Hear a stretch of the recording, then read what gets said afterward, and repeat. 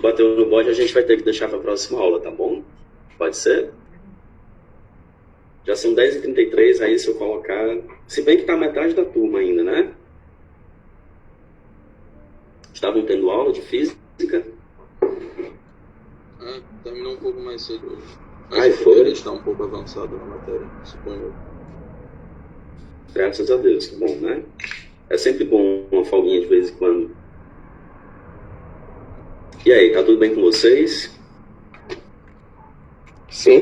O povo tá chegando. Medida do possível. É.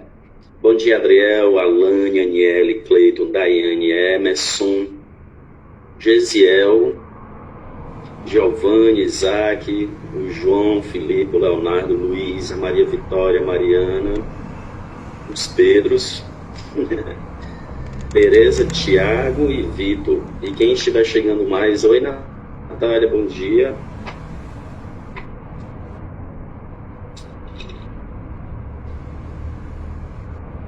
Muito bem, pessoal. Olha só. Bom dia, bom dia. Olha só, o que é que nós vamos discutir hoje, tá? Nós vamos terminar de falar sobre a questão da cobertura vegetal no Brasil, mas incluindo alguns conceitos que resultam naquilo que é conhecido como domínio morfoclimático, tá certo?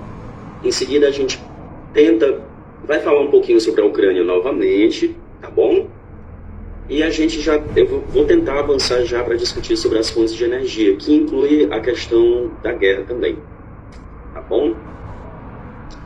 Então, vocês lembram onde nós paramos na aula passada, né? Eu parei exatamente naquela figurinha que estava mostrando os domínios morfoclimáticos do Brasil, tá bom? E aí, eu vou falar algumas características de cada domínio desse, em termos daquela classificação que eu mostrei para vocês, xerófila, hidrófila, mesófila, latifoliada, aciculifoliada, caducifólia, e aí vocês vão tentando fazer as associações, tá bom? Deixa eu ver se o povo chega mais, enquanto isso...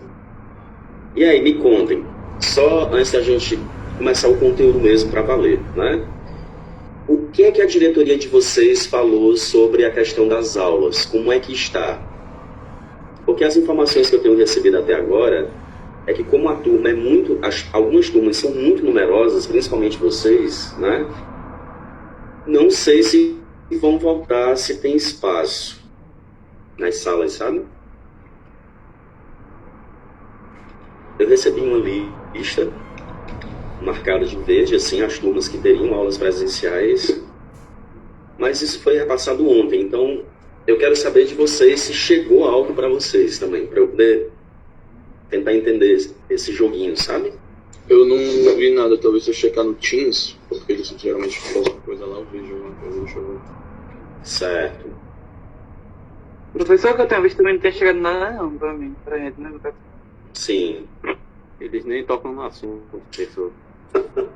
Ai. Pessoal, sei não, viu? Assim, se eles tivessem falado alguma coisa, provavelmente teriam passado para os nossos representantes e os representantes para a gente. Então, suponho eu que não. Por enquanto, não. Tereza, eu não consegui identificar vocês na lista marcadinha de verde lá, que seria para voltar. Eu não identifiquei, mas eu olhei muito rápido. Ontem foi uma cipuada de informação. Eu acho que do IF eu devo ter recebido no mínimo umas 400 mensagens, né, nos grupos que eu faço parte, de professores, do pessoal da pesquisa, não sei do que, do núcleo específico de geografia, do outro que é da diretoria que eu faço parte, da DIAC. Então, foi um bombardeio ontem, eu não estava entendendo mais nada. E aí eu fui fazer minhas coisas que eu precisava, preparar a aula, corrigir e tal. E aí eu não me concentrei, né? Mas de hoje para amanhã, até segunda-feira, eu vou ter que encontrar aí e provavelmente vou receber essa informação. Como é que fica a situação da turma de vocês em particular? Oi, João, bom dia. Certo? João, só estamos conversando aqui sobre a questão do retorno presencial, que está bem confuso, porque o Senat ainda está em reforma, não tem... Inclusive é de frente à diretoria de vocês, né? O corredor lá, da Diacim, não é isso? Diacim. A gente tá presenciando na segunda, dá pra ver essa reforma. Tá um canteiro de obra, né? Vocês estão tendo aula só no laboratório de informática, no Assisão, é isso? A gente tá tendo aula no laboratório de informática da dia sim, porque é desenho mecânico.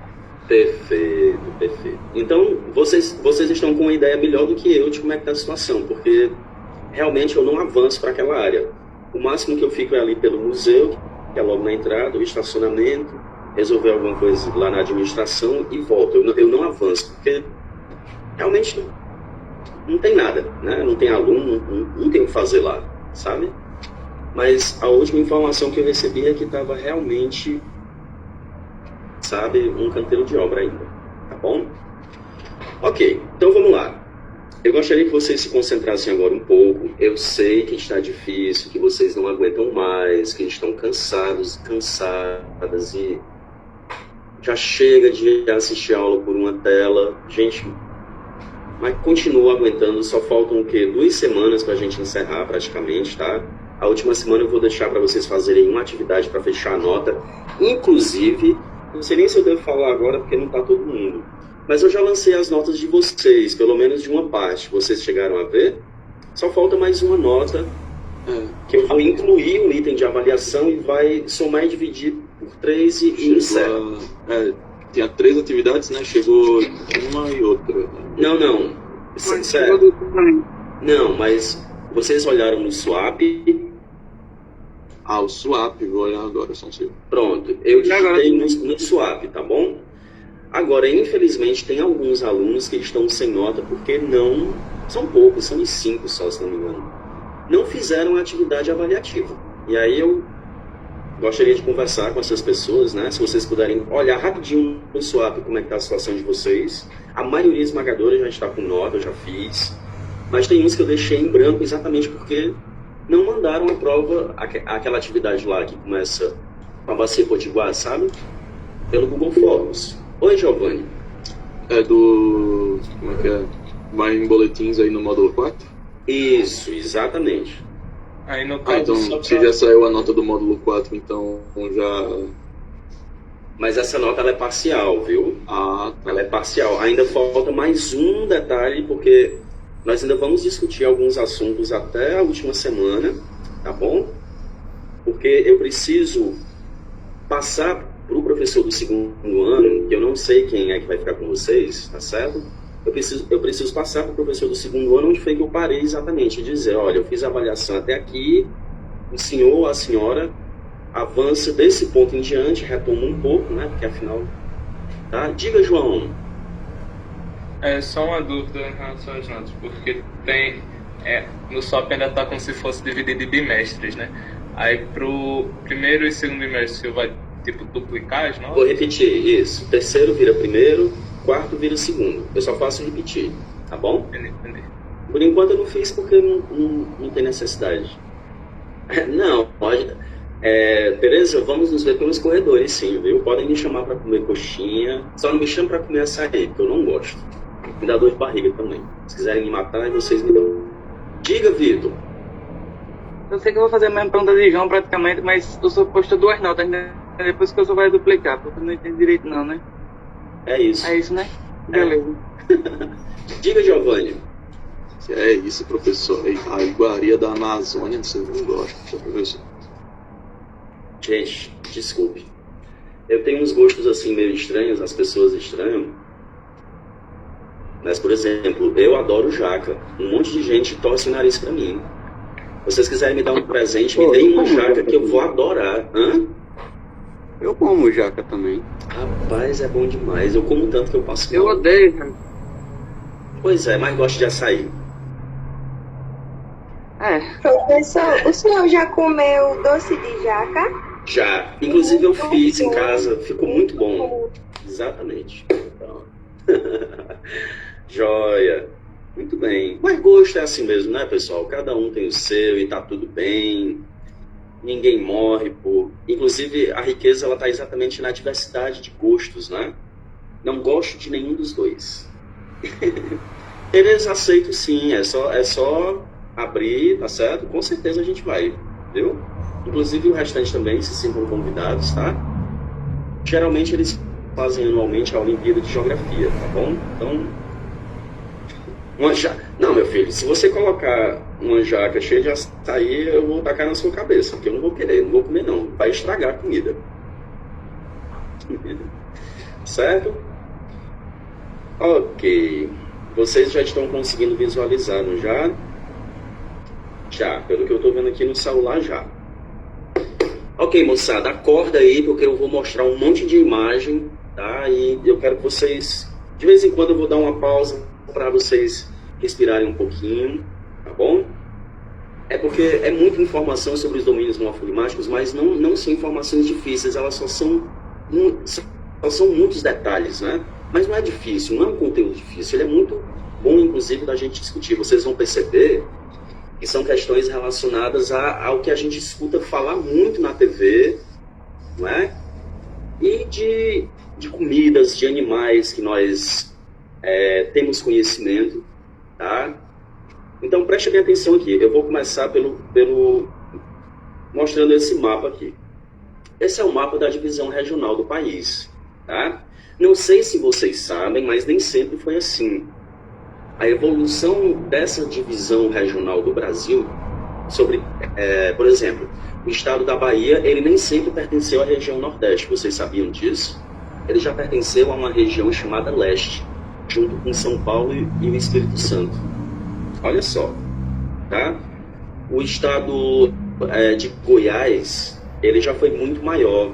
Acompanha aqui o mouse. Depois, na década de 80, se não me engano, em 88, foi 87, por aí optaram por realizar essa divisão e o estado do Tocantins ele foi criado, tá? E foi associado à região norte, pelas características fisiográficas e por uma questão de laços culturais muito mais semelhantes aos nortistas, né? Ao pessoal da região norte, do que necessariamente o pessoal do centro-oeste, tá? Então, olha, houveram muitas mudanças ao longo desse mapa, estados surgiram, os limites foram redefinidos, mudou de nome de região, mas cristalizou e está nessa situação. Pode ser, pessoal, preste bem atenção no que eu vou dizer, pode ser que esse mapa mude novamente um dia. Inclusive, existe um movimento interno no Pará, não sei se vocês sabem, tá? De divisão. Não seria mudança na região, mas na forma do Estado. Existe fizeram um plebiscito em 2013, se não me engano, para dividir o Pará em... Ele seria dividido em mais 2 estados, tá? É porque esqueci o nome agora. Mas é um nomezinho simples de falar, mas fugiu. E a população optou por não. Mas existe um movimento interno muito forte de fazer com que haja essa divisão do Estado. Não implicaria em mudanças na região norte como um todo, mas o próprio estado ele ficaria dividido, tá? Foi uma situação bem intensa, porque eram muitos argumentos contrários e muitos a favor, tá bom? E aí, se vocês observarem bem, eu quero que vocês prestem bem atenção na divisão espacial das regiões, e agora, olha aí, vocês vão comparar com esse outro aqui. Dá para perceber que há uma semelhança, não dá, pessoal? Em termos de divisão, olha, os domínios morfoclimáticos, eles não é que eles coincidam completamente, mas há uma grande expressão de superposição. Por quê? Porque exatamente foi essa descoberta do Aziz Abissada, que foi ele quem publicou esse material, depois de longo processo de investigação, que serviu de base para a última divisão regional do Brasil, tá? Essa divisão regional que nós conhecemos, que nós aprendemos, tem como pano de fundo, além das questões de sociedade, histórica, questão econômica principalmente, mas também tem o critério de natureza, das condições naturais, tá? Das paisagens desses lugares. Foram agrupados exatamente os estados que possuem situações semelhantes, não são iguais. Belezinha até aqui? E aí, olha, nós temos os chamados domínios morfoclimáticos. Morfo é o que, pessoal? É forma. Forma de relevo que sofre a influência do clima. A partir dessa união, que inclui a geologia também, nós temos a cobertura vegetal, que ela aparece como o grande indicador das condições naturais. Quem tem um olhar mais treinado, só em observar uma fotografia de algum local já consegue tecer algumas considerações sobre as condições daquela área.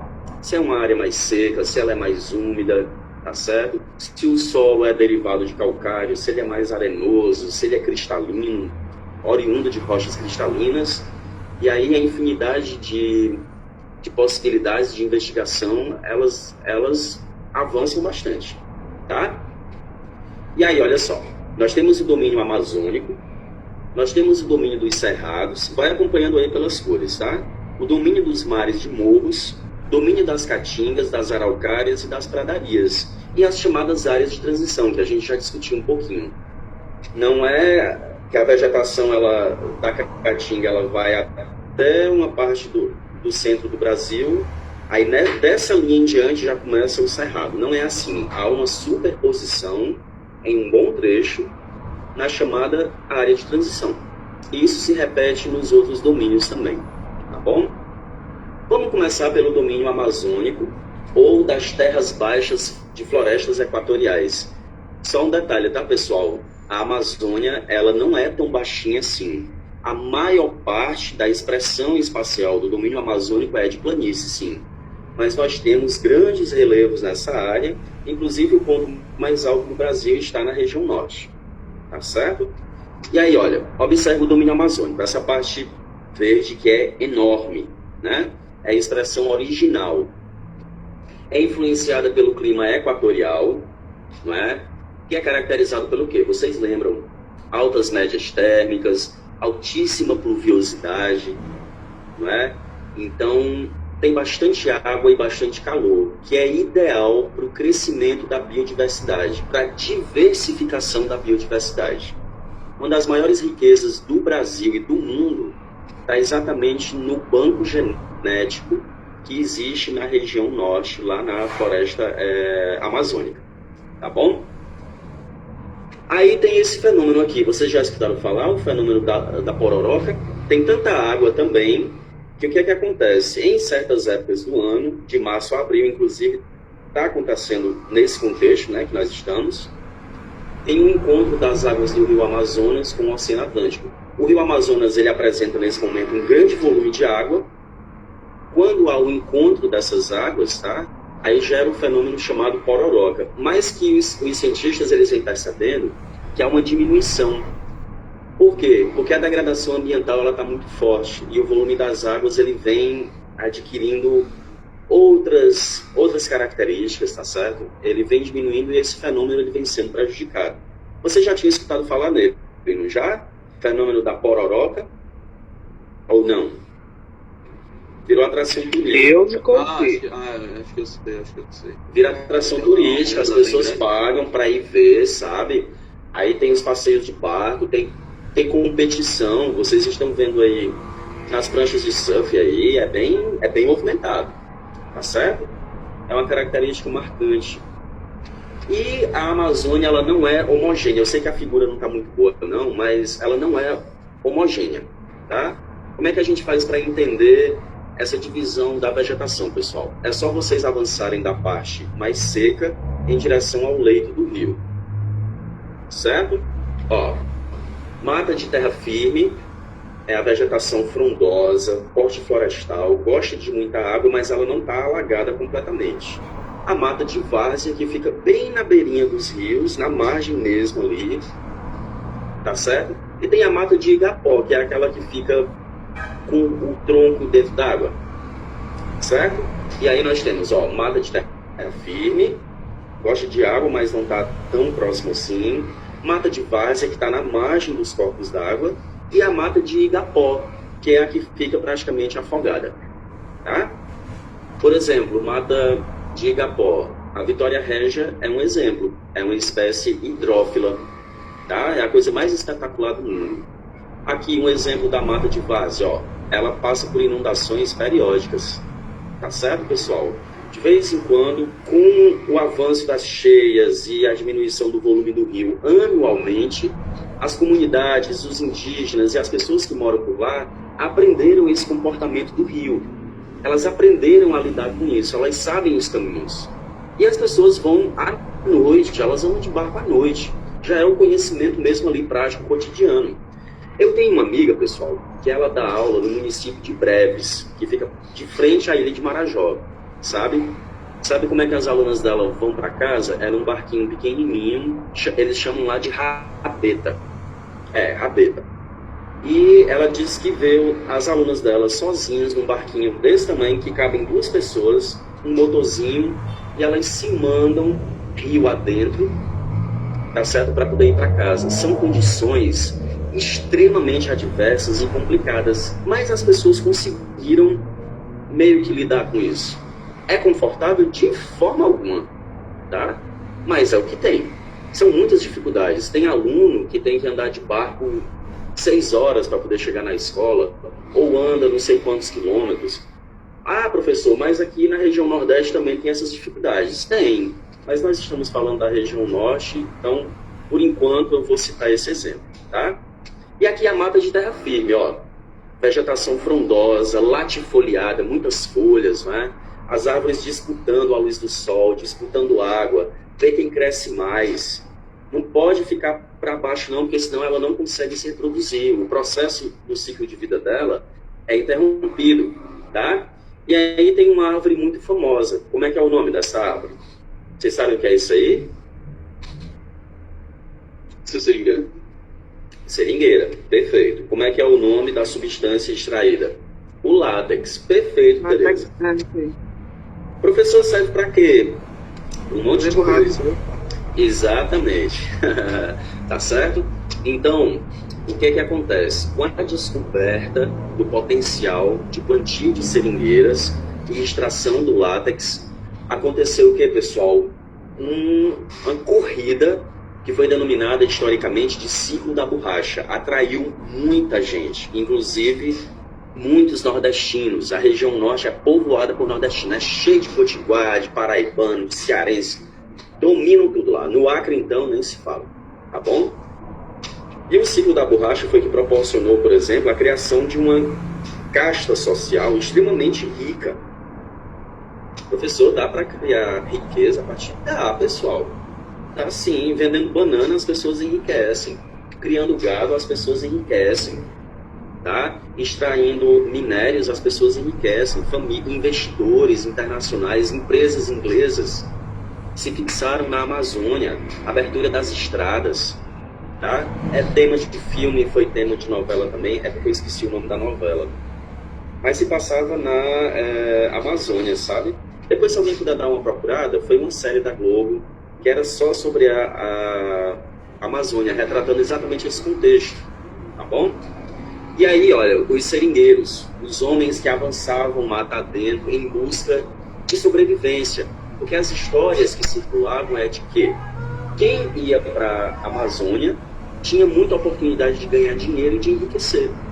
Mas o que acontecia? Muitos nordestinos iam, não enriqueceram, não conseguiram mais voltar e acabaram fixando as bases por lá mesmo. Tá?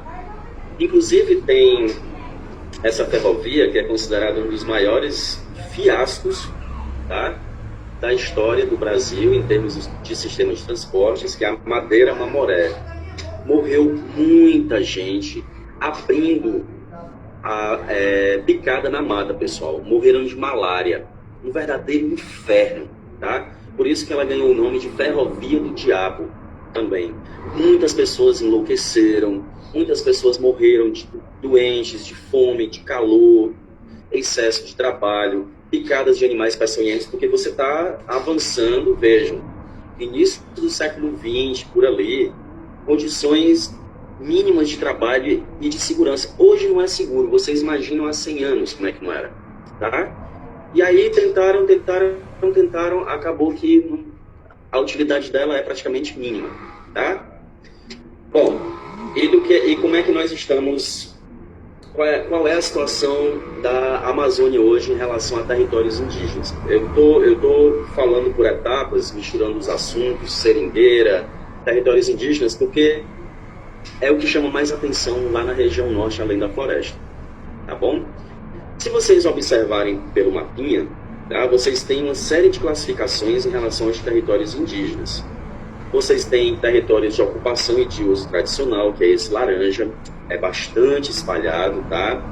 Vocês têm as áreas protegidas, que são essas de verde, de uso indireto e de uso direto. E aí tem uma série de conflitos que são criados em torno do uso dessas terras, em particular com os indígenas, tá? Olha, quem não faz falta lá? A Força Nacional, Ministério Público Federal, as igrejas de modo geral também, tá bom? E no lado mais ocidental da Amazônia, eu quero que vocês imaginem, olha o mapa do Brasil aqui, que eu tô mostrando aqui atrás, tá? Observem o lado ali, ó, de onde vem a nascente do rio Amazonas, tem uma força extremamente forte nessa área, que é a do narcotráfico, porque está muito perto da Colômbia, por exemplo, tá bom?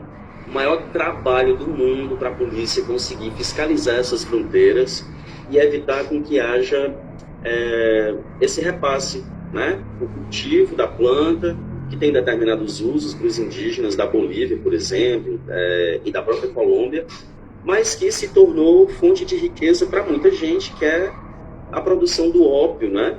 A retirada do ópio não, enfim, das substâncias psicoativas que vão formar a chamada cocaína, tá bom? É uma área de muito conflito, pessoal.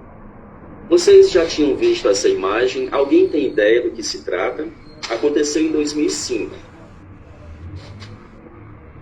Nunca tinha visto, porque eu Não?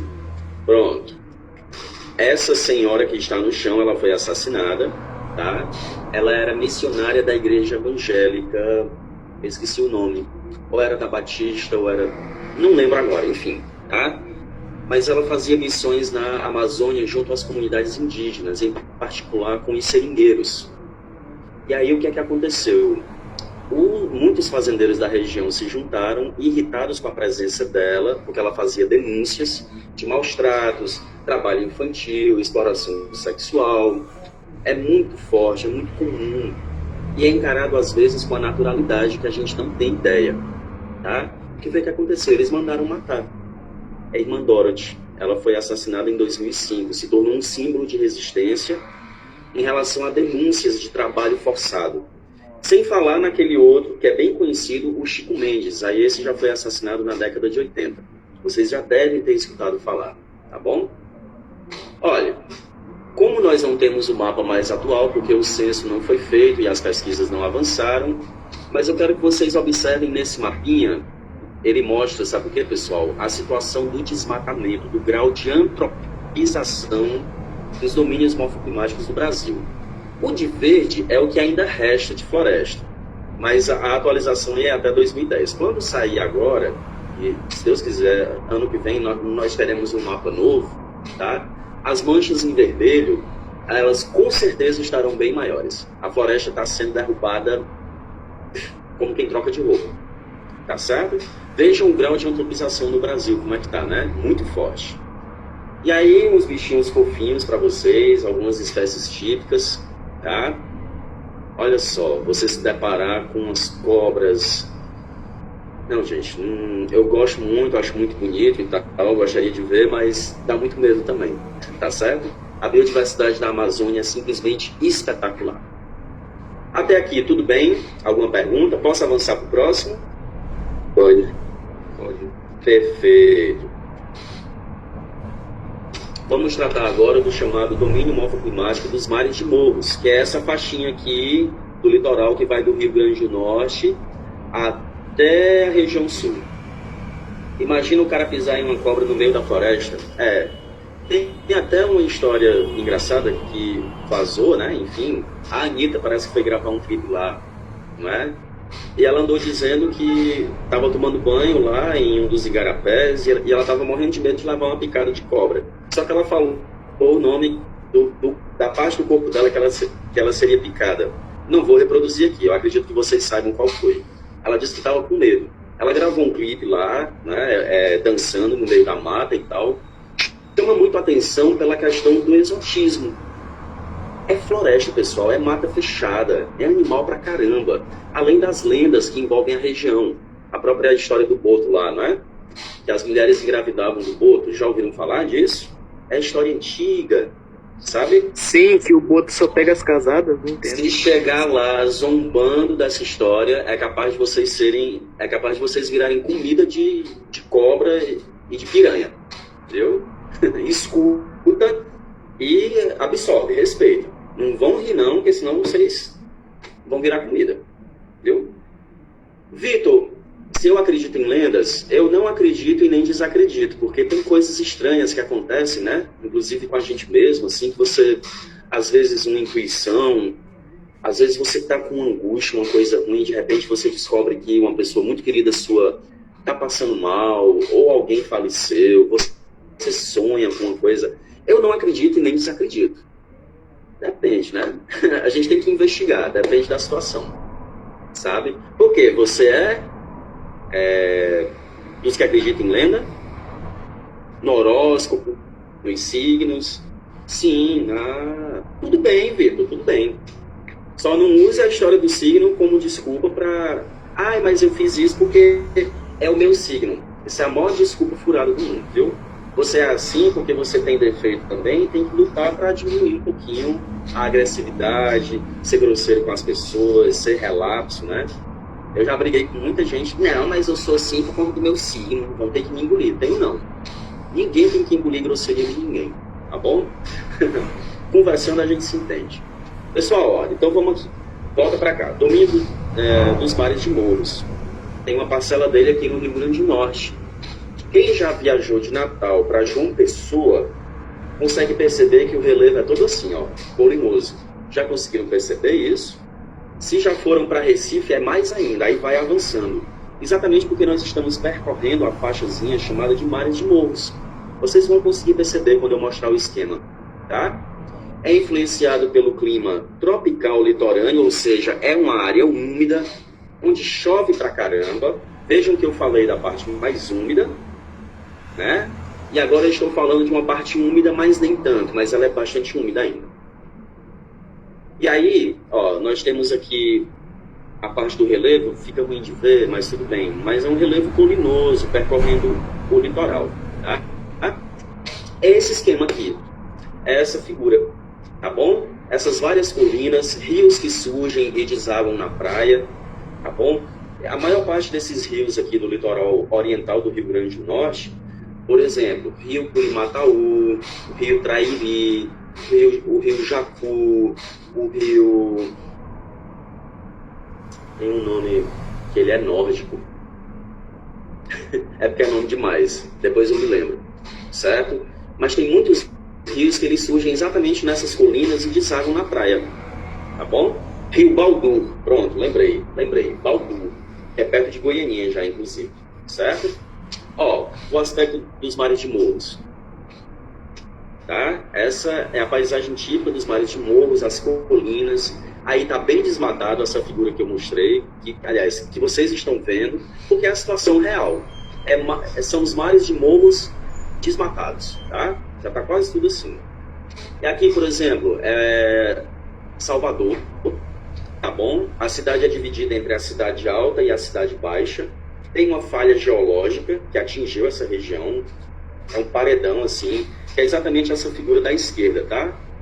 É uma escarpa de falha. Salvador tem uma grande falha geológica cortando a cidade, dividindo ela em dois setores. O elevador Lacerda, que é bastante conhecido, né? A gente escuta falar, tem notícia e tal, é um ponto turístico muito visitado. Ele faz exatamente esse transecto entre a cidade alta e a cidade baixa, tá bom? Ó, como é que é o aspecto da vegetação que recobre os mares de Morros? A vegetação original é floresta, pessoal, pesada. Floresta da Tijuca, por exemplo, é muito conhecida, tá bom? Aí essa paisagem, né? Os morros de Pão de Açúcar, que é primo dos Inselbergs aqui do semiárido, mas lá como é um pouco mais úmido, você vai encontrar uma coberturazinha vegetal em alguns setores, tá? É o nome da forma de relevo, Pão de Açúcar. E aí, o domínio dos mares de Morros. Eu não vou ler tudo, até porque não precisa, e eu vou mandar esses slides para vocês, mas olha a importância dos mares de Morros para a vida no Brasil. 7 das 9 bacias hidrográficas brasileiras, elas estão concentradas no domínio dos mares de Morros. Controla o clima essa vegetação, tá? lazer, ecoturismo, geração de renda, qualidade de vida. Lembra dos serviços que eu falava para vocês? Tem Petrópolis, que infelizmente passou por essa tragédia recentemente, mas é a região serrana, ela é muito visitada. Tem a Rota Imperial, né, que as empresas de turismo fazem, que é nos tempos de Dom Pedro. Ele saía do Rio de Janeiro, de Petrópolis, e ia até Minas Gerais. Você faz o mesmo percurso que o imperador fez, tá certo? No século XIX. E aí viraram pontos turísticos. Olha, ele dormiu aqui, ele tinha parente ali, não sei o quê, e as pessoas visitam. E é uma área muito bonita, pessoal, muito bonita mesmo, tá? Só que, por outro lado, você tem pressão, não é? A pressão antrópica, populacional. 112 milhões de habitantes em 3.222 municípios. Aliás, pergunta, não é? Qual é o tamanho da população brasileira estimada hoje, em 2022? Alguém sabe? Em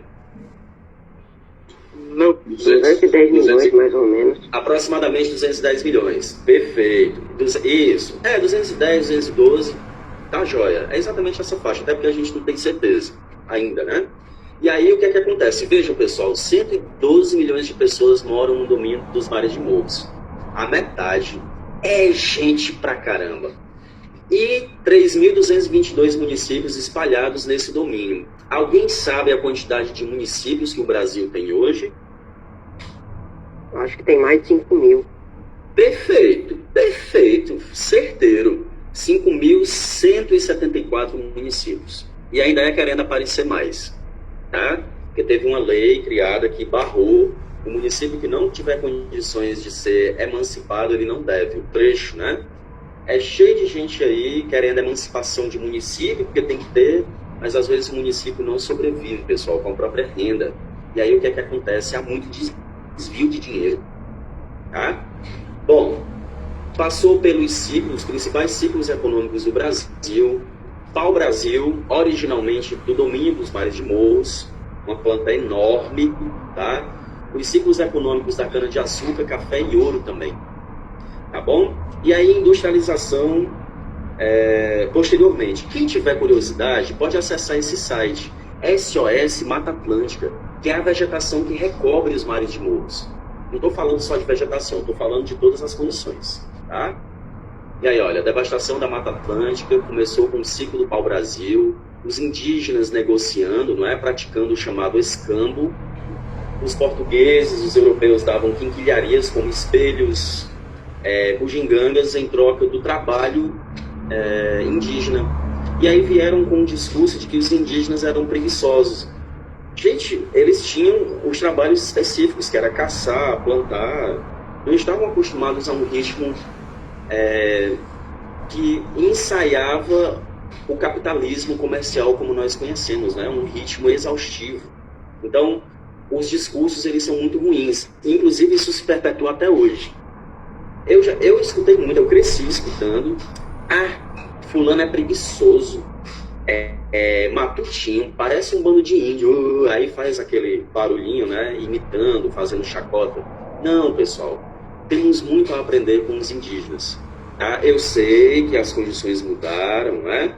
Que as culturas indígenas elas se misturaram, muitos indígenas se corromperam, estão ligados a vários problemas que a sociedade moderna tem, mas eu estou falando em termos de conhecimento, de ancestralidade, de saberes ancestrais, tá? Questão de laços de parentesco, de cuidar dos mais velhos, né? As culturas indígenas originais elas tinham uma questão pelos mais velhos muito forte, exatamente o contrário do que nós enxergamos hoje. É velho, descarta, tá gagá, não serve para nada. Uma pena, porque todo mundo vai envelhecer um dia, vai querer ser bem tratado. E aí, como é que fica? Né? Ó, a extensão aí, tá bom? A costa do pau-brasil, vejam, do Rio Grande do Norte até o Rio de Janeiro. Toda essa faixa verde do mapa era dominada pelo pau-brasil. Pergunta quanto é que tem hoje? Quase nada. No final do século XVI, o Nordeste açucareiro. Ó, substituição da mata nativa pelo plantio de cana-de-açúcar. Se você vai daqui até João Pessoa, a Aniele vai me confirmar. Qual é o principal tipo de plantio que você vê na estrada, Aniele? É ou não é cana-de-açúcar? É, muita. Aqui também, onde eu moro por trás, é muita cana. É, tipo, eu moro entre São José e Monte Alegre, a estrada que liga. Onde eu moro, a comunidade é arrodeada por cana-de-açúcar. Cana-de-açúcar. Isso é resultado do ano passado para cá? Não, pessoal. Bota 500 anos nisso daí. É um longo processo de ocupação. Começou lá no século XVI. Tá bom? Perfeito. Ó, cana-de-açúcar, pessoas, cana-de-açúcar. Eu sei, professor, que bobagem a gente conhece. Não, gente, tem gente que às vezes não conhece reconhecer. Tá? Estamos cada vez mais afastados da natureza. Só para vocês terem ideia, em São Paulo, sabe o que é que as crianças vão ver no zoológico? Menino de prédio, de condomínio, que nasceu na vida urbana mesmo.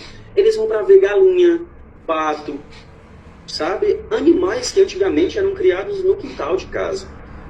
Algumas pessoas, incluindo vocês, por exemplo, eu quero ver rinoceronte, eu quero ver arara, né?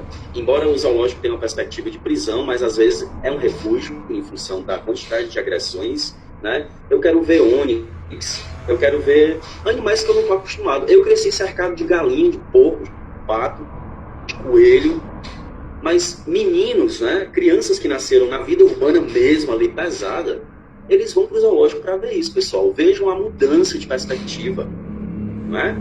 É bem diferente. Tropa dos Enzos de condomínio. Desculpe, Vitor. O que é Enzo? Desculpe a ignorância. Realmente eu me perdi Enzo aqui. é filha do papai. Aí bota Enzo, Eduardo. Porque Enzo é um nome que ficou muito famoso recentemente, sabe? Muita gente começou a se chamar Enzo, principalmente as pessoas de tipo classe média para alta, sabe? Começou a citar assim.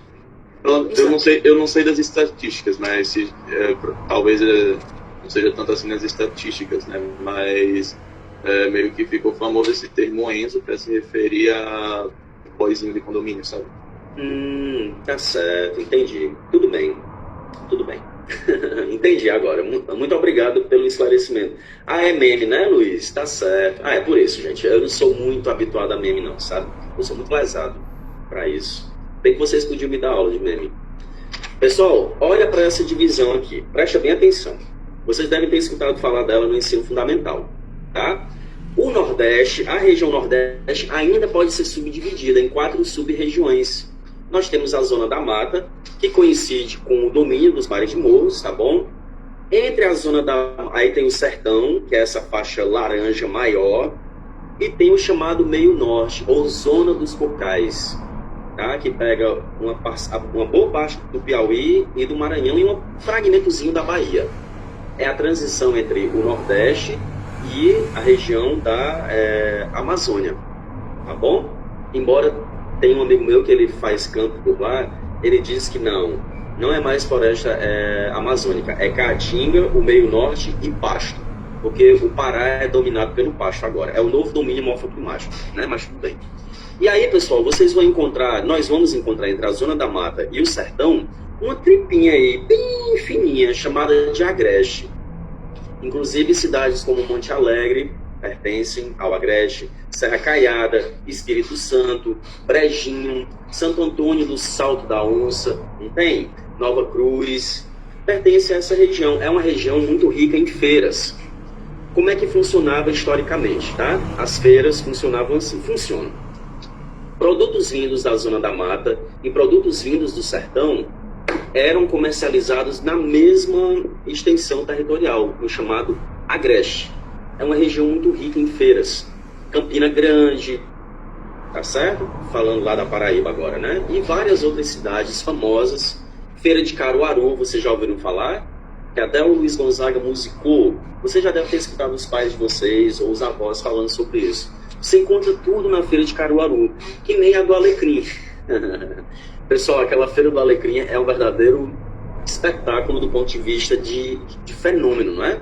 Mas eu fico doidinho ali, porque eu tenho a impressão que vão me derrubar a qualquer momento, que eu vou derrubar alguém, eu vou me perder. É gigante. Vocês já visitaram?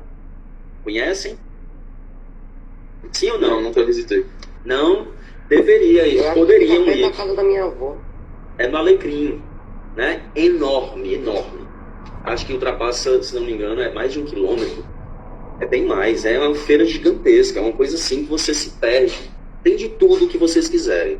Quiser comprar bode, tem. Quiser comprar panela, tem. Filtro, botijão, fruta de todo jeito, tá? As especiarias, né? Plantas que curam tudo, galinha, tem tudo que vocês quiserem. Roupa, tá? Ótimo. Tem até carro lá. Também, né? Eles negociam tudo. Bicicleta. Pessoal, o sertão, que é essa parte maior, tá? É dominado pelo clima semiárido, vegetação xerófila. Opa, desculpem. E o meio norte, que é dominado pelas palmeiras, o babaçu, o açaí, tá certo? Bom, aí no século XVIII, o que afetou bastante o domínio dos mares de morros foi a mineração. Os bandeirantes começaram lá e avançaram pelo Brasil adentro, tá? Descobriram ouro e diamante nas minas, nas chamadas Gerais, que depois viraram Minas Gerais, devido ao ciclo da mineração, que ele foi muito forte, tá? Os chamados arraiais surgiram, né? As pessoas sabiam que tinha ouro, encontraram ouro e diamante, chovia um monte de gente. A história relata, pessoal, casos de violência, de agressão, porque chegou muita gente ao mesmo tempo, não tinha comida, não tinha onde dormir, as pessoas dormiam ao relento, confusão por comida, por água, tudo que vocês imaginarem. Esses arraiais, eles viraram cidades posteriormente, tá? Cidades como Diamantina, como Ouro Preto, como Mariana, surgiram a partir de arraiais, pequenos locais onde a exploração era realizada, tá bom? E pegue e destruir floresta. Para a mineração avançar, você tem que destruir floresta, tá? O trabalho da mineração se utilizou bastante de mão de obra feita de escrava, tá? Os negros em particular, trazidos, tá bom? E aí tem essa novela aqui, vocês sabem como é o nome dela? Não. Essa personagem aí, que é a Thaís Araújo, foi um dos primeiros papéis dela. Essa novela se chama Chica da Silva. Ela retratava exatamente o momento da mineração em Minas Gerais, como é que a sociedade vivia, tá? O controle da igreja, a Inquisição, sabe? A questão da religiosidade muito forte, a escravidão. Ela foi, pelo que a história relata, ela foi uma das poucas negras que conseguiu ascender socialmente, porque o contratador de diamantes, João Fernandes, se apaixonou por ela. Ele mandou até construir um lago e trouxe um navio, porque ela, caprichosa, praticamente exigiu. Tem versões controversas que dizem que não foi bem assim, mas o que foi retratado na novela, por exemplo, foi isso. A Chica da Silva. Até o Jorge Benjol fez uma música, sabe?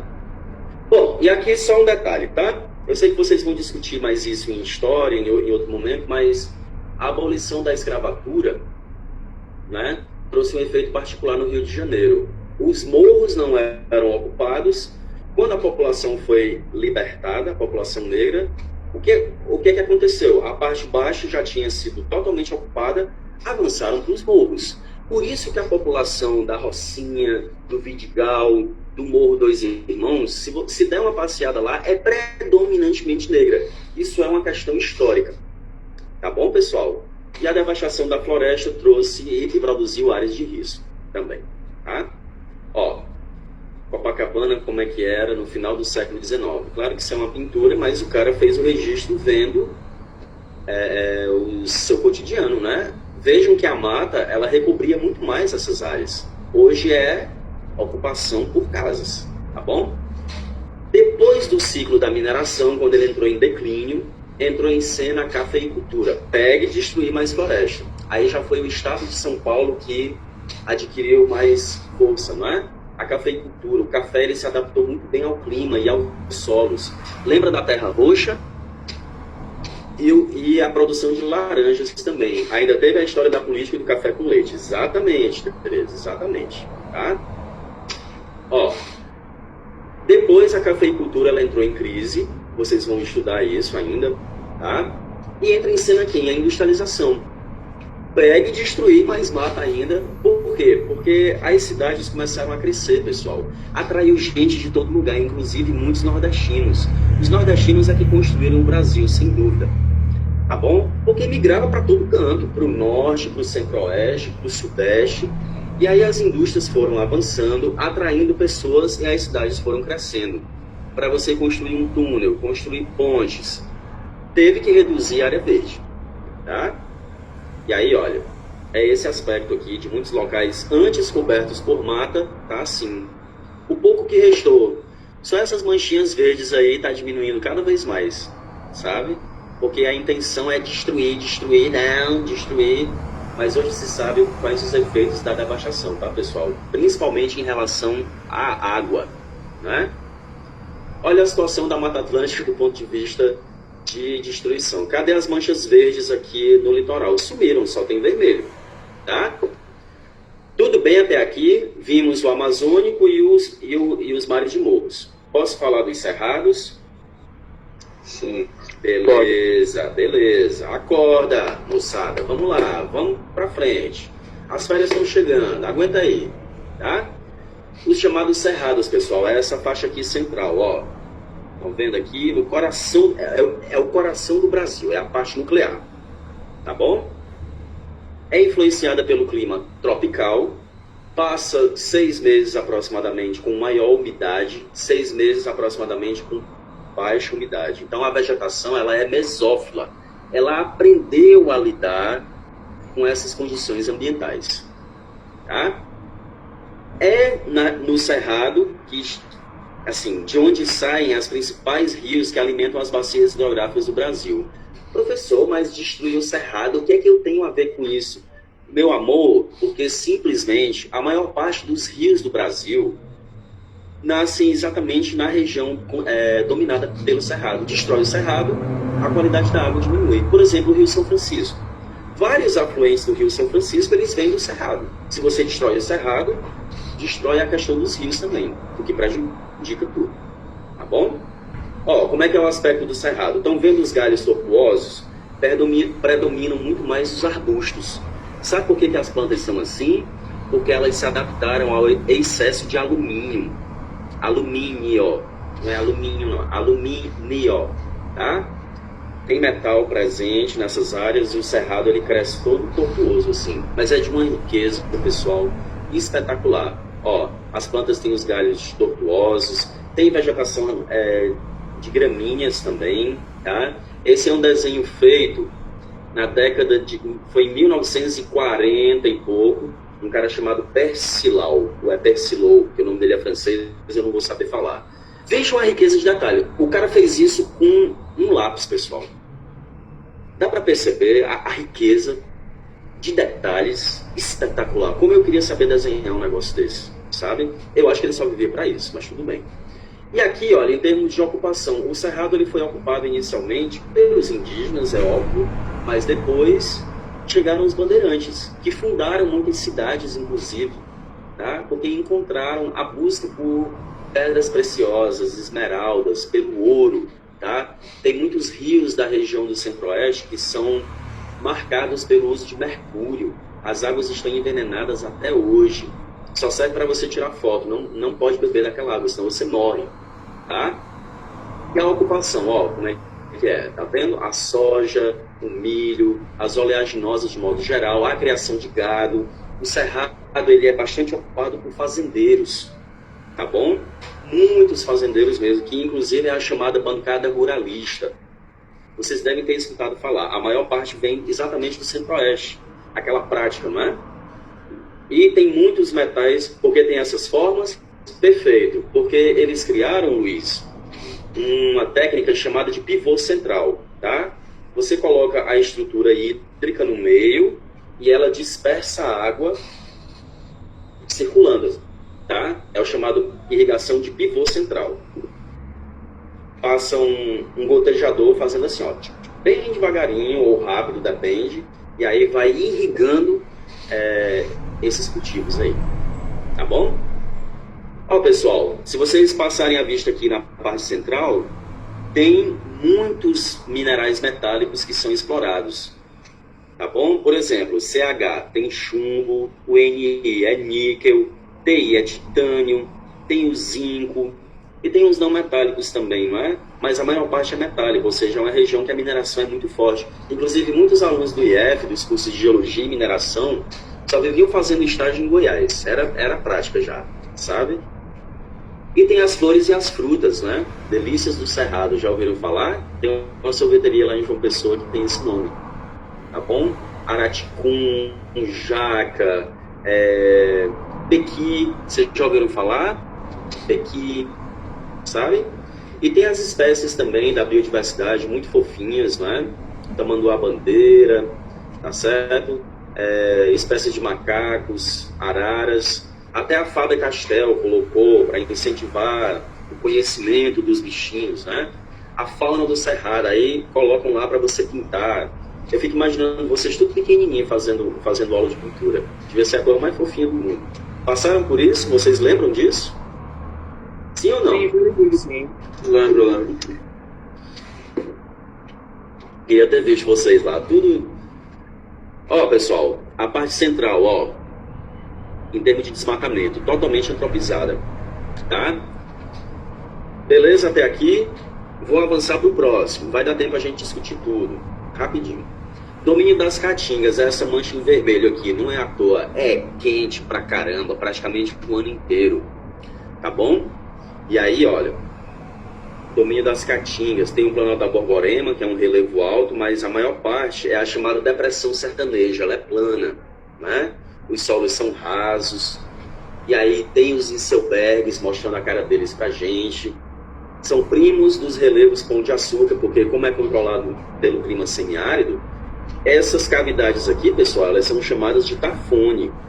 Elas são resultado da ação da água e do vento. É onde os minerais eles são mais frágeis. E aí, ó, vai escavando e elaborando essas formas aí, tá? Patu aqui no Rio Grande do Norte, ó. Tá vendo em seu bergzão aí do Patu? É a Serra do Lima. Tem até uma estrutura de banho lá em cima. Espetacular. É uma bacia de dissolução. Eu nunca fui, mas eu vi por fotos. Sabe? E aqui, vocês sabem que local é esse? É aqui pertinho de Natal. Serra Caiada. Né? Que inclusive, deixa eu só desconstruir aqui uma coisa. Muita gente diz assim, Serra Caiada é onde tem a rocha mais antiga da América do Sul, né? Ganhou muita projeção, foi feita uma datação aí na década de 90, mas agora não é mais, tá, pessoal? Já encontraram rochas mais antigas em outros pontos, inclusive na Bahia também. Então, Serra Caiada está entre as 10 primeiras mais antigas, mas não é mais a primeira. Vamos corrigir isso daí, tá certo? Bom, é influenciado pelo clima semiárido, tá bom? Que vocês já sabem como é que é, chuva é concentrada, é quente. As bacias hidrográficas, elas são controladas, elas são marcadas basicamente por rios intermitentes. A maior parte dos rios do semiárido, eles desaparecem no período que não está mais chovendo, tá? Olha o aspecto da vegetação. Tem muitas cactáceas, a vegetação é xerófila, é caducifólia também, vocês já sabem, perde a folhagem, tá? Olha o desenho do cara, pessoal, que perfeição, estão vendo? Espetacular. As macambiras aqui, ó, que é essas torceiras assim, não é? Os facheiros, que são esses mais altos, os cactos, as palmas, um espetáculo. E aqui, essa figura, ela vem meio que desaparecendo, né? A figura do vaqueiro do Nordeste. Muitos filhos de vaqueiros não querem continuar na profissão, então existem, mas está se tornando cada vez menos comum, vamos dizer assim, né? Talvez a Aniele, talvez a Anne, o Crislan, tenham visto algumas dessas figuras ainda consigam ver, mas elas estão se tornando cada vez mais raras, né? A roupa é toda de couro, pessoal. É um tipo de trabalhador que ele se adaptou muito bem à quintura, aos espinhos, e a roupa ela protege exatamente disso, tá bom? Para não se machucar tanto. E aí descobriram que o semiárido, que os solos, né, do domínio aliás, os solos não, a estrutura geológica da região central do Nordeste brasileiro tem muito recurso mineral, por isso que a mineração avançou tanto nessa área. O que é bom, porque gera riqueza também, ela só precisa ser melhor distribuída, tá? Ó, tem um problema relacionado ao desmatamento, produção de carvão vegetal, bastante utilizado pela indústria da cerâmica. Vocês já devem ter visto em foto ou passando na estrada algumas dessas estruturas aí para fazer tijolo, tijolo, telha, utiliza a argila lá do leito do rio e utiliza a vegetação da caatinga como fonte de energia. E aí o grau de destruição também é muito elevado, infelizmente, tá bom? Alguns animais específicos, ó, o veado catingueiro, tatu-peba, a asa branca, muito conhecida, a cutia, o gambá, que é primo do timbu aí, que foi o cunhado da Aniele que cozinhou e comeu. Enfim, a onça parda, meu Deus, está cada vez mais rara. Tem também o gato maracajá, que inclusive tinha aqui no Rio Grande do Norte, sabe? No município de Ezequiel Neves. Parece que a cidade tem até uma tradição aí de fazer umas danças com o povo vestido, pintado de gato. Eu nunca vi, mas eu li matérias sobre isso e achei bem interessante, sabe? Beleza, pessoal? Vamos falar sobre as araucárias agora? Estamos terminando essa parte, tá? As araucárias, onde é que elas estão? Ó, aqui, pega um pouquinho de São Paulo, do Paraná e de Santa Catarina. E são influenciadas pelo clima subtropical, faz bastante frio durante uma época do ano, as plantas conseguiram se adaptar a isso, tá? Olha que espetáculo, como é que elas são. Lindas, né? Mas estão bastante, essa vegetação está bastante devastada também. Os pinheiros, imponentes, né? Ó, na estação mais seca fica com esse aspecto, tá? E aí, vocês têm essa caixinha de fósforo em casa? É uma alusão, né? Indústria de fósforos Paraná. Tradicionalmente veio de lá mesmo, tá bom? A linha é ecológica, uma tentativa de amenizar, enfim, tá? O grau de destruição, cadê? Tudo vermelho, pessoal. Eita danado, nem quase nada mais. Uma tristeza, tá? Vamos falar do último, assim, né? Dos domínios morfoclimáticos. Os campos, só essa faixazinha aqui, lá no cantinho, no Rio Grande do Sul, que na classificação mundial ganha o nome de pradaria. Essa paisagem acontece na Rússia também, tá certo? Acontece no Canadá também, de maneira bem singular, tá? Olha o aspecto como é. Tinha uma novela na Globo, pessoal, uma série chamada A Casa das Sete Mulheres. Não sei se vocês escutaram falar, mas passava muito essa paisagem aí, lá do Rio Grande do Sul, tá? O grau de destruição máximo também. Lá tem um problema chamado de arenização. Eles desmataram isso daqui. O que foi que aconteceu? É arenito por baixo. O arenito já foi areia um dia. Ele está se transformando em areia de novo. Aí os areais se espalham, tá? A escravizaura também, Alane? Eu não sabia, não. Eu pensei que tinha sido mais pro norte, sabe? Pro sudeste, lá pra região sudeste. Bacana saber, eu não sabia, não. A Revolução Farroupilha, não é? Toda aquela literatura do O Tempo e o Vento, você já deve ter escutado falar. A personagem Ana Terra retrata exatamente essas cenas aí, tá bom? Bom, aí tem as chamadas paisagens de exceção, que o Abissab destacou, o litoral e o Pantanal. O Pantanal, ó, tem esse aspecto, passa por períodos de seca e de cheia, tá? Essa área, pessoal, é chamada de Nhecolândia, N-H-E, Nhecolândia. Não me perguntem por que até hoje eu não descobri, eu só acho muito engraçado, tá? O Pantanal, ó, pega os estados do Mato Grosso do Sul, recebe contribuição hídrica da Bolívia também e do Paraguai. É uma área bem funda, funciona como uma espécie de funil aí, tá? Aí cria um gado, tem até a novela, né, que parece que está sendo refilmada, que vão lançar, o Pantanal. Fez muito sucesso lá na década de 80. Vocês não eram nem projeto de sonho de vida. Vocês, né? Eu acho que os pais de vocês não tinham nem se conhecido ainda, não sei. Tá? Mas fez muito sucesso na época. Pessoal, vocês sabem que nem nascido ainda. Que é isso? Ei, vocês sabem que bicho é esse que está sendo... Foi, sério mesmo. Vocês sabem que bicho é esse que está Jacaré. sendo... Jacaré. Perfeito, ó. Estão vendo aí? Minha mãe já comeu muito lá em Cuiabá. Vocês são de Ela lá? nasceu lá. Ela Ai, nasceu lá. foi! Que bacana! E ela se mudou pra cá quando? Acho que nos anos 90, mais ou menos. Que bacana, rapaz. E você já comeu? Nunca nem cheguei perto. Ah, eu já comi, pessoal. Eu já tive a oportunidade de visitar Goiânia e comi bolinho de carne de jacaré, né? Com pimenta. Assim que eu dei a primeira mordida que eu comi, a lágrima desceu, né? Eu não chorei mais com vergonha. Precisei pedir uma Coca-Cola para disfarçar, né? Muito gostoso, mas é muito carregado de pimenta, pelo menos naquele local que eu fui. Enfim. Mas mas é muito gostosa a carne. É parecido com frango, eu diria, sabe? Eles cultivam lá. Ah, é, Tereza. Nheco? Ah, tá. Tá certo. Tomara que seja isso mesmo. Olha só, pessoal. Já pensou vocês tomando banho aí? Que coisa. Deus me livre, eu não chego nem perto, sabe?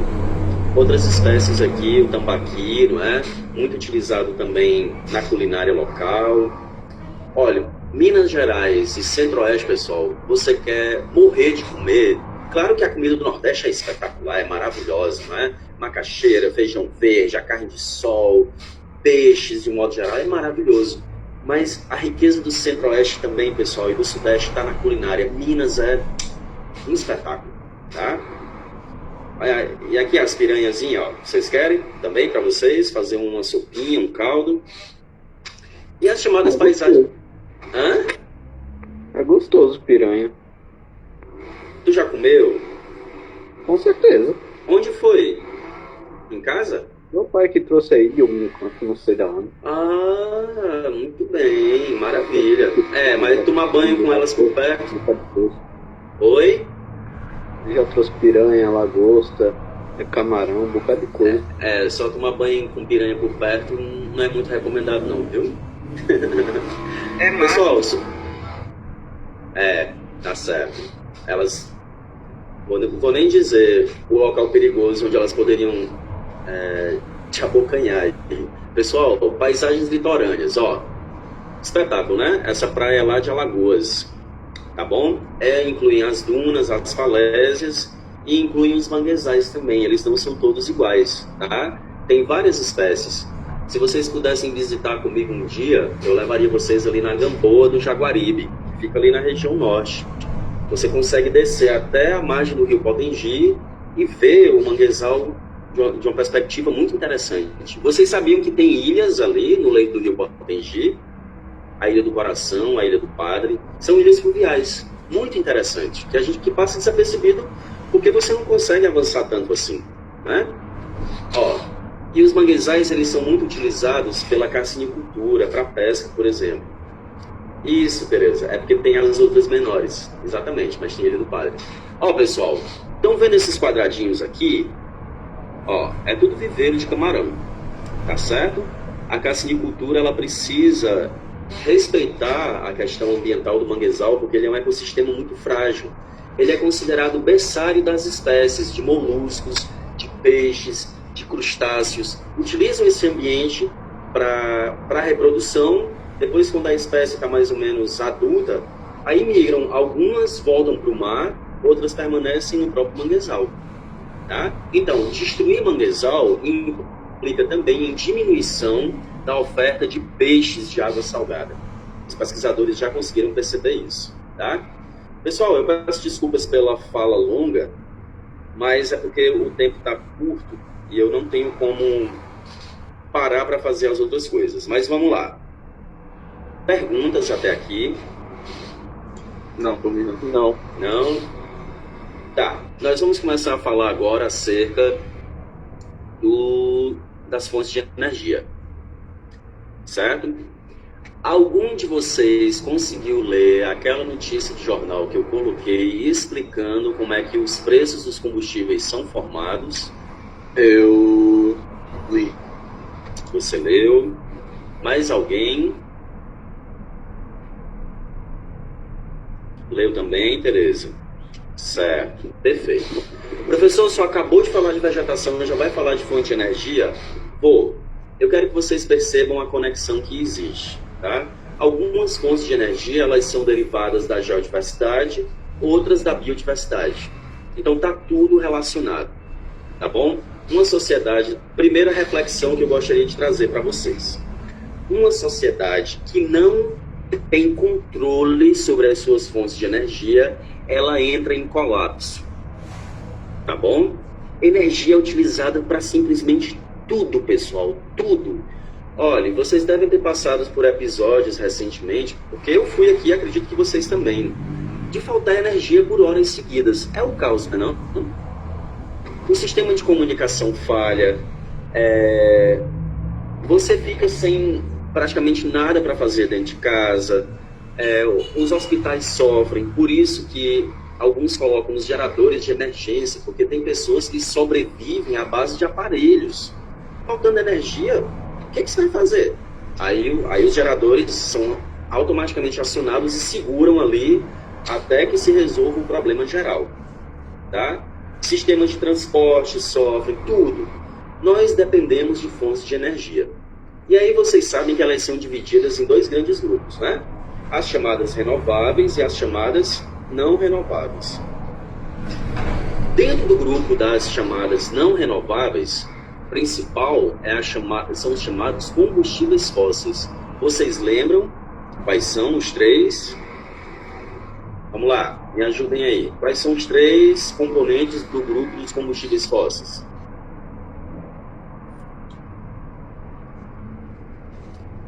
Carvão mineral. Perfeito, Tereza. Carvão mineral. Petróleo conta? Qual? Petróleo conta, né? Petróleo. Perfeito. Tá faltando um. Qual é? Eu diria álcool. Não. O álcool é da biodiversidade. Ah, da biodiversidade. Olha aí no chat. Escrevi. Gás natural, Wanderson. Perfeito, é isso mesmo. Os três, tá? Pessoal, vou começar por eles. Por que é que ganha esse nome?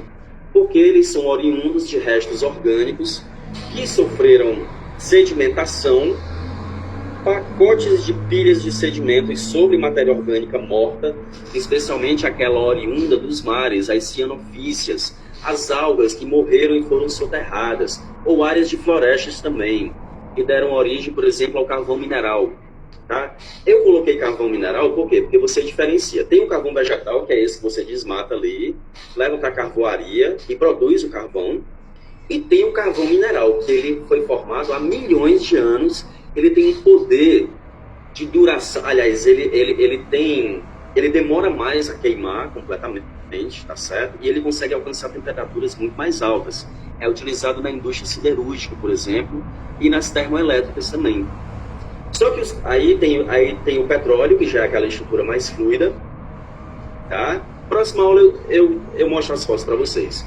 E o gás natural, que ele é gerado como, pessoal? Ó, os restos orgânicos entrando em decomposição geram gases normais, tá? Um corpo em estado de putrefação de um animal, de um ser humano, ele libera gases, por isso que começa a feder. É óbvio, a matéria está se decompondo. Só que vejam, essa decomposição e essa liberação de gases, ela está acontecendo a não sei quantos quilômetros abaixo da superfície e fica preso. Então, você tem decomposição de matéria orgânica, uma parcela vai virar petróleo, os gases vão tentar escapar e vão se concentrar em outro local. Aí é o chamado gás natural. Ele é fóssil, ele foi formado há muito tempo. O grande problema desses três aí, qual é? É que eles liberam muito enxofre. A propósito, eu pesquisei, alguém perguntou sobre as chuvas de Vênus, só para dar uma pausa, pessoal. Eu não me lembro mais quem foi, mas eu fui pesquisar. Sim, Foi eu, Isaac. foi tu, Isaac? Pronto, perfeito, Isaac. Em Vênus, sim, tem chuvas ácidas terríveis.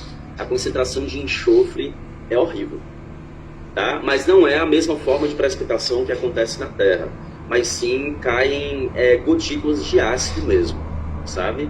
A concentração de enxofre lá é muito alta, resultante da própria origem do planeta Vênus, tá bom? Você tinha razão, é porque eu não consegui associar, mas chove muito enxofre há muito tempo, tá bom?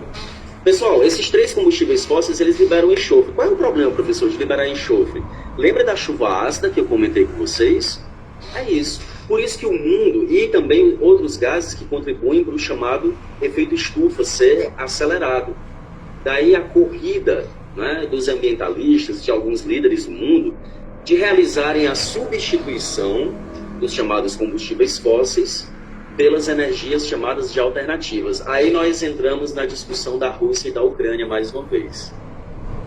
Pessoal, o conflito está mais agressivo ainda porque a Europa, vejam bem, do ponto de vista político e ideológico, Europa Ocidental e Rússia são separadas em alguns aspectos, né? Mas pasmem, pessoal, a Europa depende energeticamente da Rússia. Depende da Ucrânia também. Aí o que é que acontece com esses dois países entrando em guerra? Como é que vai se dar esse fornecimento? Prejudicado. A Europa está assustadíssima, porque importa mais de 50%, tá certo, de suas fontes de energia vem da Rússia. A Rússia é rica em carvão mineral, ela é rica em gás natural também, principalmente o carvão, certo? E aí o que é que acontece? A Europa está nas mãos do Putin também.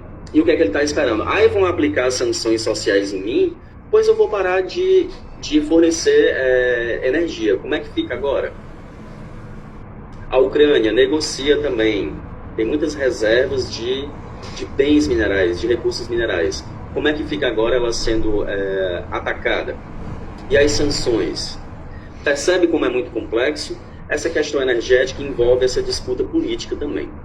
E até agora, pelo que vocês vêm acompanhando sobre a guerra, o que é que vocês entenderam sobre uma ameaça de guerra nuclear? Vocês podem compartilhar? Que pode afetar muito nas produções Agrícola, tudo bem. Cara, Sim. E não tem mais ferrar. produto. Vai ferrar, tipo, como é que é? Bom, principalmente com as armas nucleares que a gente tem hoje em dia, claro que eles não vão usar as mais pesadas, suponho eu. Mas até com as mais leves, vai ferrar a atmosfera inteira. Quer dizer, em certa proporção. Sim.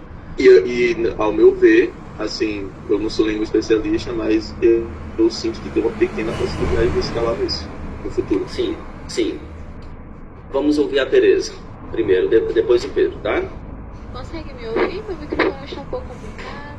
Não, tá bom, Tereza, tá ótimo, dá pra te ouvir direitinho. Pode falar. Concordo com o Giovanni no ponto que ele falou, e aqui para poder simplificar essa situação, o que aconteceu em Chernobyl em 1986. Aquela parte inteira até hoje está sofrendo consequências. E com a invasão da Rússia lá, que ela está... Alguns de seus soldados estão situados naquela área, eles têm aquela possibilidade de querer reativar, e além das usinas nucleares que eles possuem no país deles, eles quiserem fazer uma ameaça extrema. O que isso tanto vai afetar a Europa quanto o mundo inteiro, tanto em questões atmosféricas, população, consequências imensas e indescritíveis, no caso. Perfeito, Tereza, perfeito. Pedro, O impacto das bombas nucleares podem devastar toda uma cidade de uma vez só, destruindo completamente tudo mesmo. Até o Perfeito. solo vai embora. perfeito. Um dos vídeos que eu coloquei pra vocês, o chamado Professor Rock, que é aquele careca, branco lá, explicou sobre a importância da Rússia, não sei se vocês viram e tal. Gente, ele disse o seguinte recentemente, tá? Eu fico escutando as aulas dele, né? Porque ele é especialista nisso, então... olha só, uma guerra nuclear, existe uma possibilidade, há uma possibilidade muito remota dela acontecer, mas ela existe. Vejam, o que ele colocou. Não é de interesse de ninguém jogar uma bomba nuclear no país do outro, porque vai ficar, né? Alguns países do mundo eles têm um potencial para iniciar uma guerra nuclear extremamente alta. A Rússia é um deles. O Irã também, tá certo? A China, os próprios Estados Unidos. Então, ó, cuidado, tá? O que acontece, pessoal? Ela é remota, mas ela não é impossível. Ele alerta para isso. É muito baixa a probabilidade, mas existe essa possibilidade. Tá bom? Diga, Giovanni. Não, o que eu ia falar foi basicamente o que você falou mesmo. Que por mais seja baixo, não é impossível, sabe? Não é impossível. Tipo, eu acredito que, assim,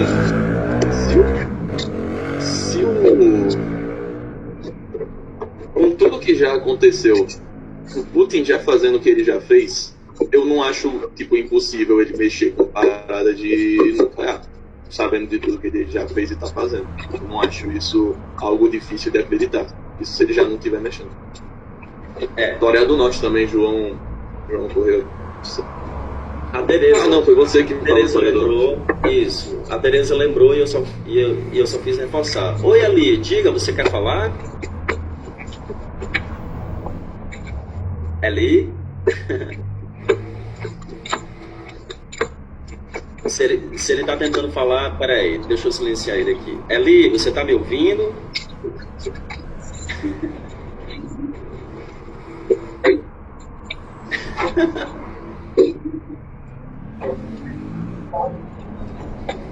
Eli?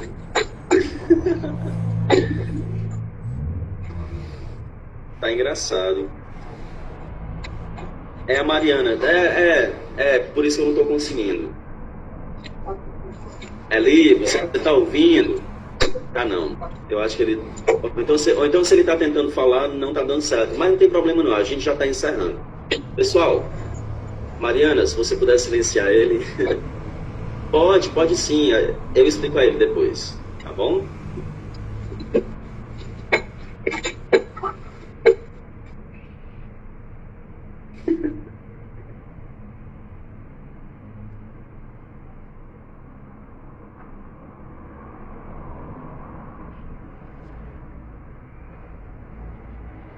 Pronto, pessoal, olha só pra gente encerrar, tá?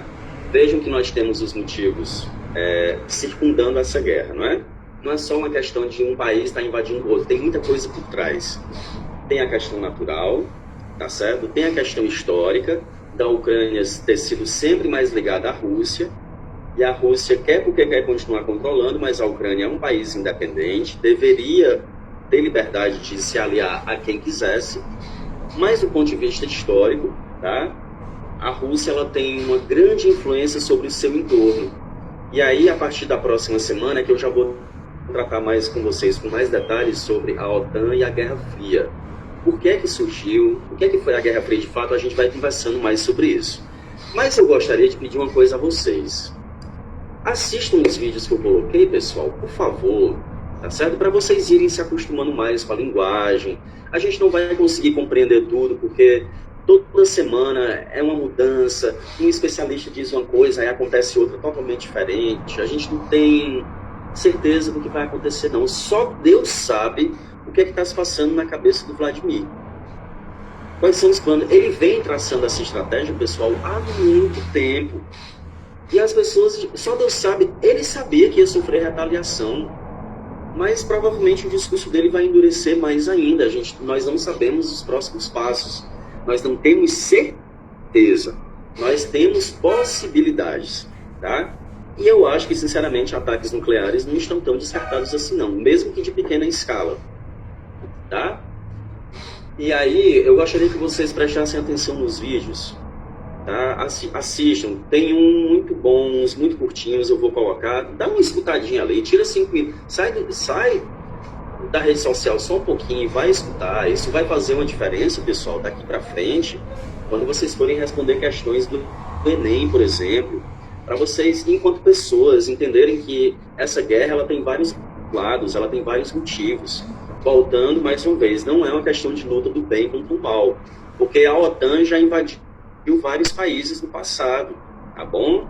E há um financiamento de guerra aí que a gente não tem ideia, em países da África e do Oriente Médio também, tá bom? Tá combinado assim? Olha, se eu souber de algum detalhe, daqui para terça-feira eu comunico a vocês, provavelmente a coordenação deve entrar em contato com vocês primeiro, sobre a situação da aula de quarta-feira. Até lá eu vou investigar e eu me comunico com vocês, tá bom assim? Um abraço. Olha, só para terminar, tem um pessoal aí que tá sem nota, manda um e-mail para mim, porque olha no SWAP, porque eu não sei o que foi que houve. Eu preciso que vocês me procurem também. Tá certo? Diga, Vitor. Professor, não entendi muito bem sobre a aula de quarta, vai ter o que mesmo? Não, eu não sei te dizer, eu não sei dizer se vai ser presencial ou não, no caso da turma de vocês, porque ela é numerosa. Ah, entendi. Senão a gente continua remoto mesmo, enfim. Tá bom? Beleza. Olhe, abraço para todo mundo. Qualquer coisa me mandem e-mail, que eu respondo assim que eu puder, tá? Quem já me mandou, eu já fiz isso. Tchau, saúde para vocês, se cuidem. Pode, Mariana, pode sim. Deixa eu só dar tchau. Tchau para vocês, um abraço. Tchau, tchau.